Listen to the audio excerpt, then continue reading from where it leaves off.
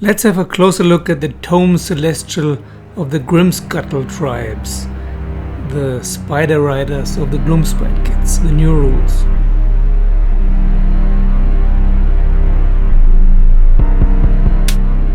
Hello, this is Chris speaking, 60 Goblins and 1 Brush, and today we're going to have a look at the December edition White Dwarf Tome Celestial, the Grimscuttle Tribes, the new rules for the Gloomspite Gitz Spider Riders.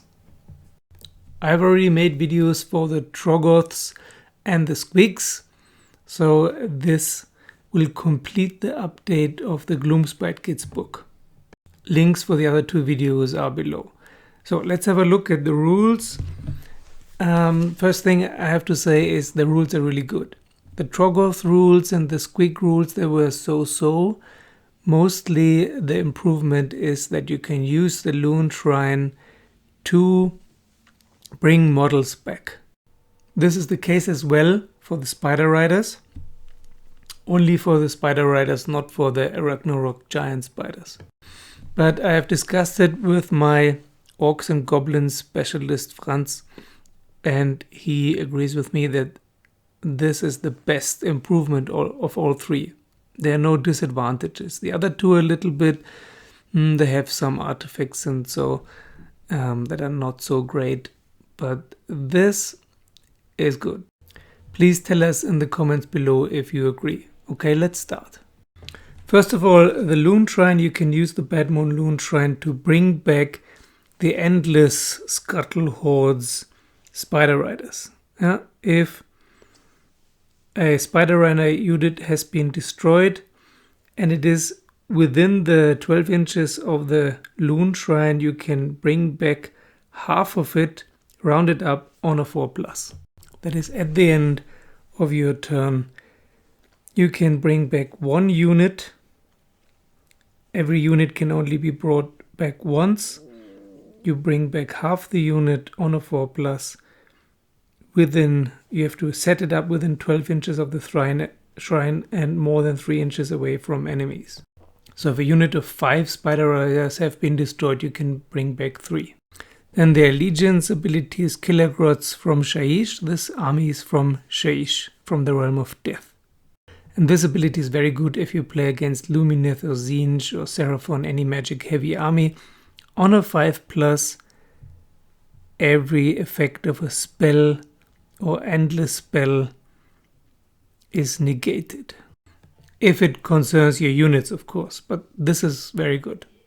And the command ability, any Grimscuttle Spiderfang unit that is wholly within 12 inches of a friendly hero can retreat and attack again in the same turn. Then the command trait of the general, the prophet of the spider god, is really, really good. Once per battle, you can choose that the light of the Loon Shrine is shining on your army, which means it's anyway shining on your army in one of those turns, usually in the 3rd turn. But if you have this ability, then it's shining on your army twice. For example, in the 2nd and 3rd turn, and then you're really powerful, especially in case of the Spider Riders, because the spider poison is, if the Loon Shrine's light shines upon you, causes mortal wounds on a 5+ instead of a 6+. And we know from the Lumineth what a great difference this makes.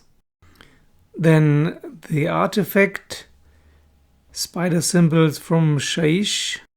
Enemy units within 6 inches get -1 on their bravery, and friendly Spiderfang units within 12 inches of the bearer get +1 bravery.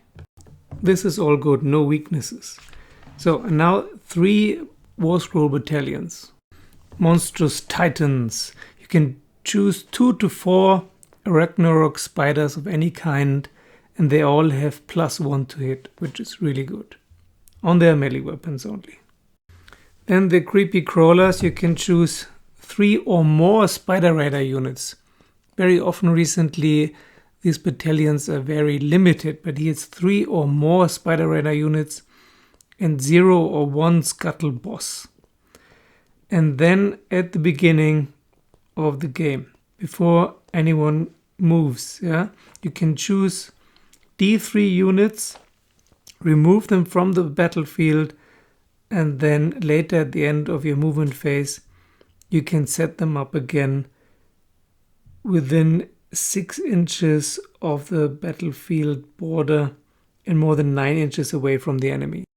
This is okay, nice ambush, but this can go horribly wrong because it's D3 units. If it only works with 1, then you wasted 140 points. All those 4 War Scroll battalions are 140 points. That's a bit expensive. And lastly, the Grimscuttle Nest, which consists of 2 to 3 Skitterstrand Arachnorokks. Those are the ones that don't have any teams on top. Now this one is also an ambush ability, and you can use it in any of your movement phases, not only at the beginning or before the beginning of the battle.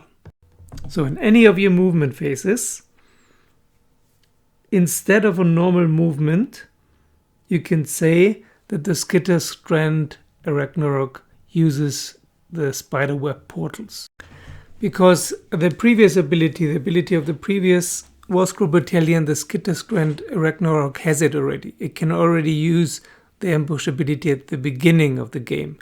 But now with this War Scroll battalion, you can use it in any movement phase, which is similar to Fly High of the Caradron Overlord. So you, instead of moving it, you remove it from the battlefield and then set it up anywhere else on the battlefield, more than 9 inches away from your enemy.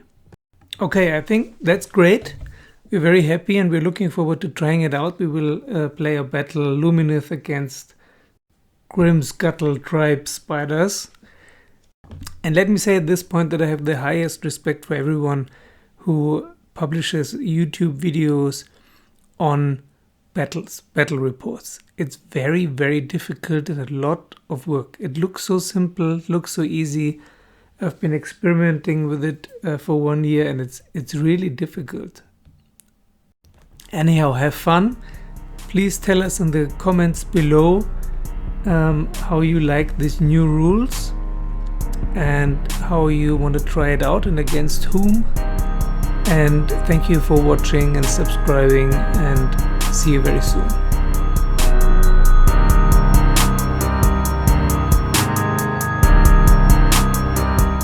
We have a huge Spider Rider Gloomspite Gitz army, and I hope you enjoyed the pictures.